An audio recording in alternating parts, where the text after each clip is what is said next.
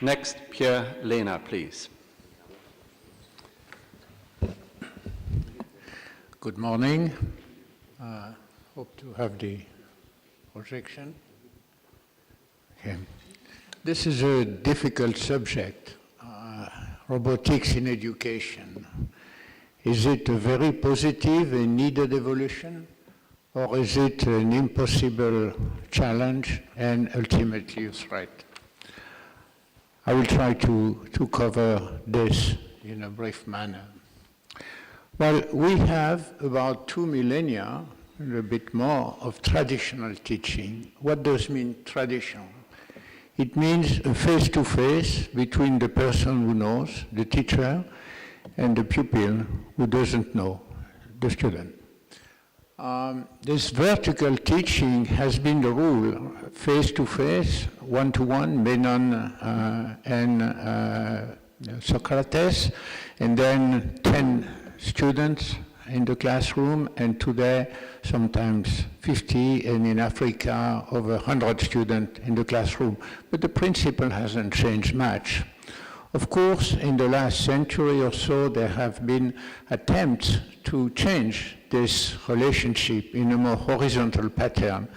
The inquiry pedagogy, which was put forward by John Dewey and which has impacted science education at the initiative of many people, especially after a meeting in this academy 20 years ago, he's following a different path where the relationship between the teacher and the student tend to be more symmetric. This is also something which flipped classes today tend to restore in a different manner. This traditional teaching is based on some fundamental vision of education, related and more explicitly now after Piaget and others' work on child development pattern.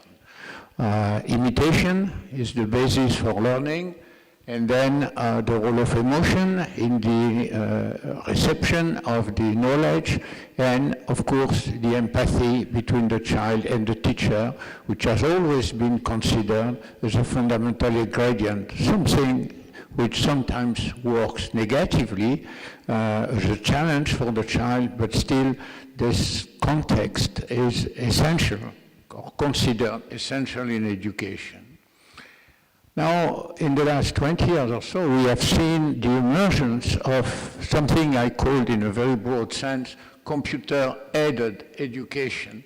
It started with language laboratory, where a machine was partially or even totally replacing the teacher, just ensuring communication in language.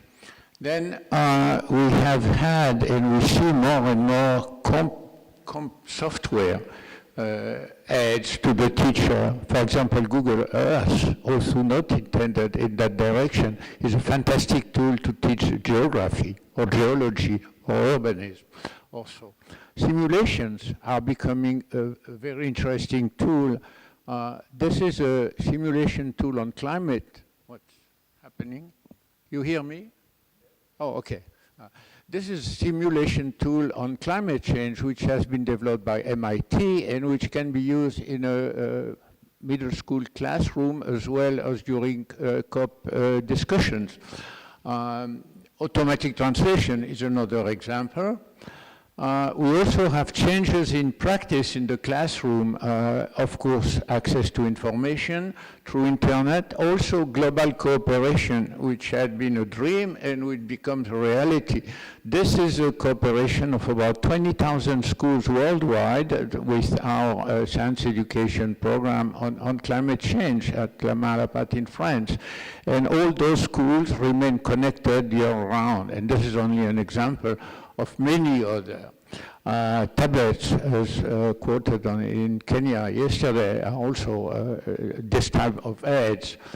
Smartphones, which are omnipresent in Africa today, provide very interesting sensors.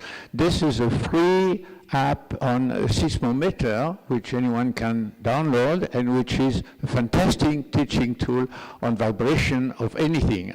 You can do physics, but also earth science with that.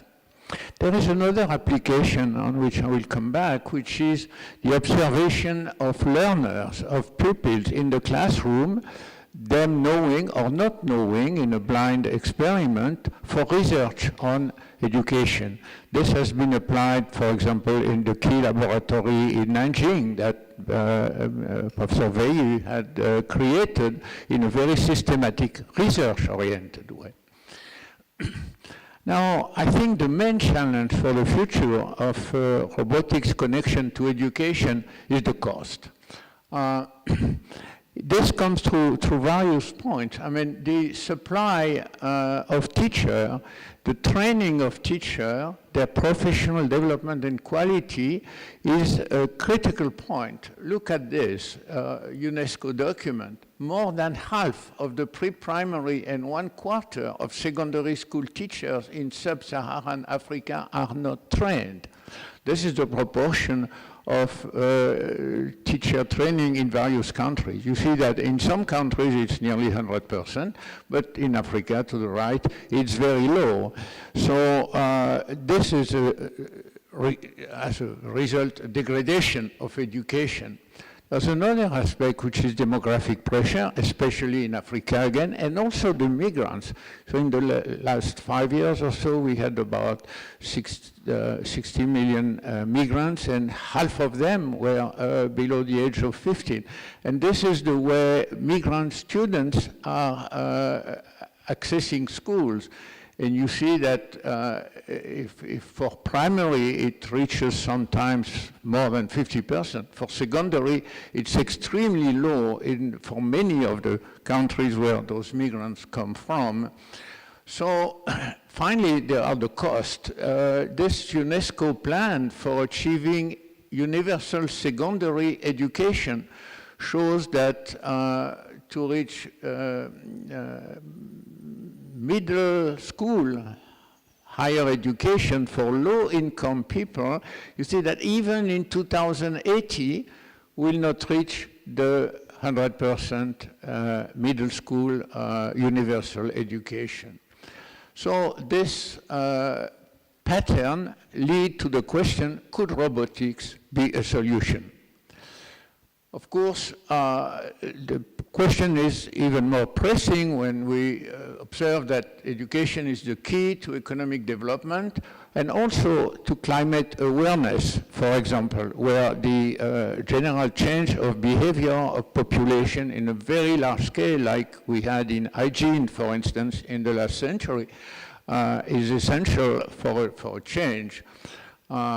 But there is also the issue that investing in education is a business opportunity, as one can watch in developing countries with the proliferation of private offer of, to say the least, unequal quality. So could we make a parallel with the care of elderly persons where we see that robotics is now considered as a potential and positive solution? And this is the question I want to address. Now, the opinion is certainly not favorable to that at the moment. And there was a recent survey over about 20,000 persons in a sample in Europe shows that more than 1/4 of people would completely ban robots from education, and 60% would ban them from the care of children. Only 3% support.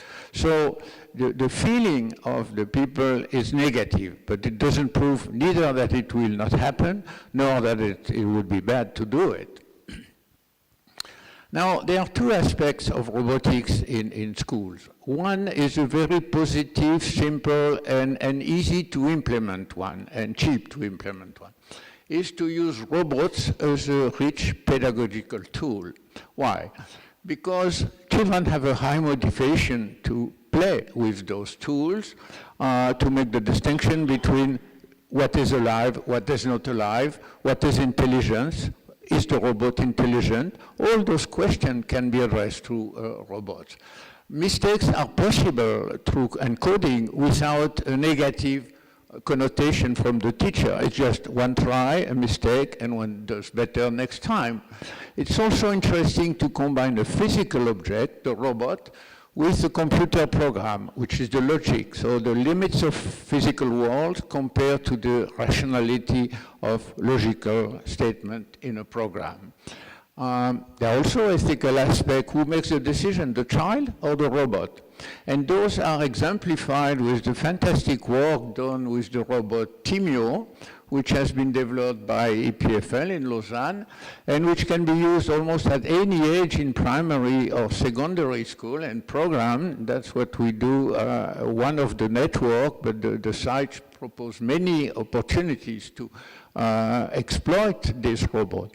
So this, I repeat, is a simple and very fruitful application, which also introduces children and students to the understanding of the problematics of robots, the role of coding at a level where they become able to understand the more complex issues like automated cars or other issues we are discussing here. Now, a different issue, much more difficult, is the question, can we think of humanoid, more or less humanoid robots as teachers? And this classification, which comes from a very good paper by Sharkey, classifies 4 categories. The 5th one is different. The first one would be to have robots as substitutes for teachers. I mean, a complete teacher, like the Saya robot in Japan. Now, in several of those points, what we lack are example, expertise, and research on the impact.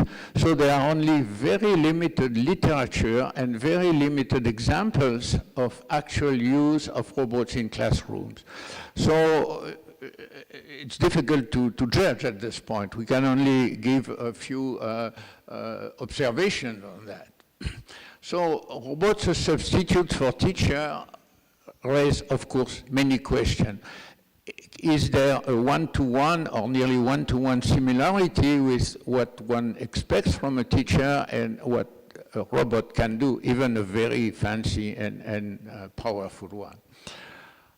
The second point are robots as learning companions. They don't replace the teacher, but they are close to the children, and it can work both ways. Children try to teach robots, for example, a foreign language. This has been tried with this RoboVio from Japan or in Korea, or in the contrary, robot recognizing student, and trying to become familiar with the student.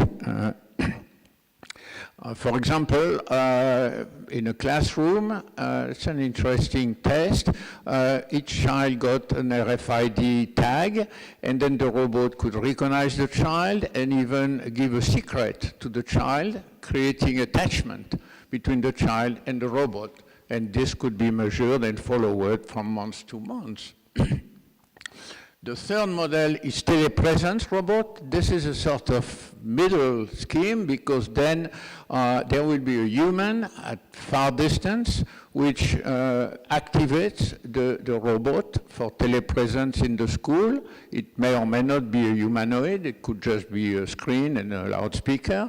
And this would be guided at a distance and have of course, a strong demultiplication effect. So this might be an interesting halfway to explore, especially for Africa in the future.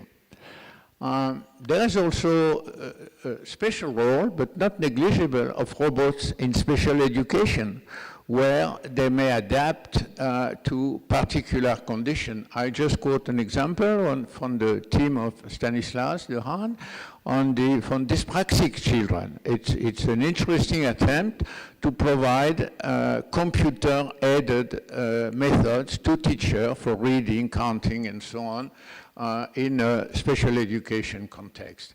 And finally, there's this huge domain of what we call computer-aided education, which is not really robots as teachers.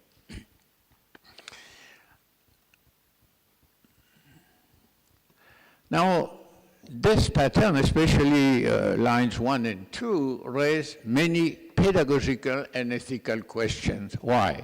Because even more than elderly people, children are vulnerable human beings.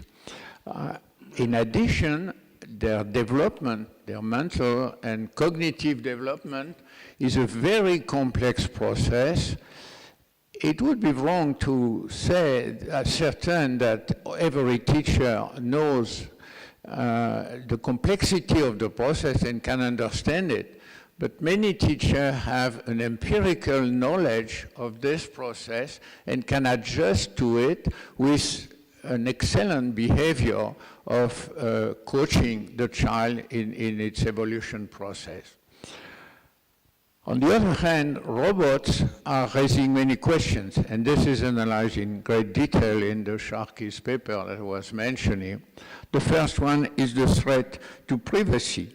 Assume a robot is in the classroom and measures, children knowing it or not, their emotion, their reaction, and making a score which eventually is made public in the school, or in the other extreme is unknown from everybody, including the parents.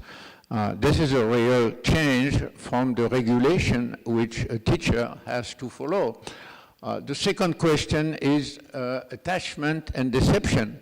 What happens if naturally, as in the example we were shown yesterday, on the youngsters coming home and meeting a robot, if progressively the child becomes attached to the robot? What does it mean in terms of human relationship? What does it mean if the robot gets broken or doesn't work or is taken away from the school? And symmetrically, what about deception? I mean, the robot punishing, exerting authority in the classroom, how much? What is allowed there? This raises the general question of control and accountability.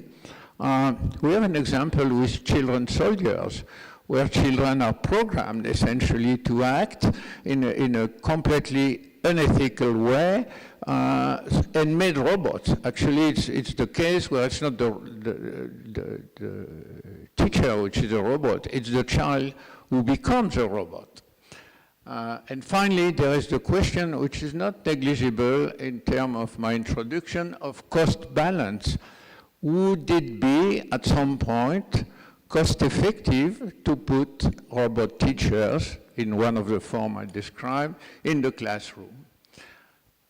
Because we have in front of that the two main characteristics of a human teacher. He perceives either empirically or theoretically the complexity of the child's cognitive development and is able to adjust to this, and constantly over the year or even several years. And second, a teacher is able to anticipate and to react to the child's behavior in an ethical way. And again, this would be probably difficult to transfer to a fully humanoid robot. So my conclusion is sort of gray, because there's too much we don't know about that, but there are certainly immense technological possibilities, like in the care for elderly people.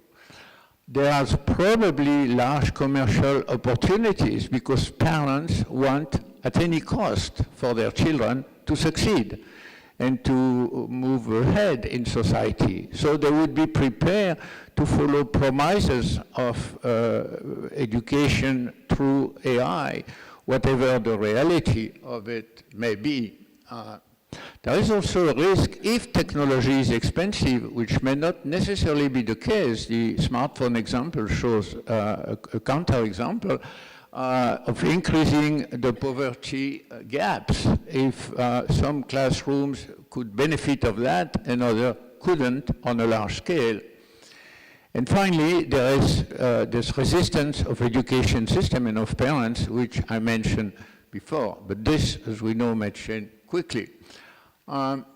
So finally, at this poorly informed moment on AI in education, I would say that artificial intelligence aids for teachers are very positive. There is a lot to invent there, but it needs some training of the teacher to use it properly, and this is back to the question of poorly trained teachers. And probably we have to be careful to make too easy parallel between elderly ed and teacher replacement by robot. Thank you. Thank you.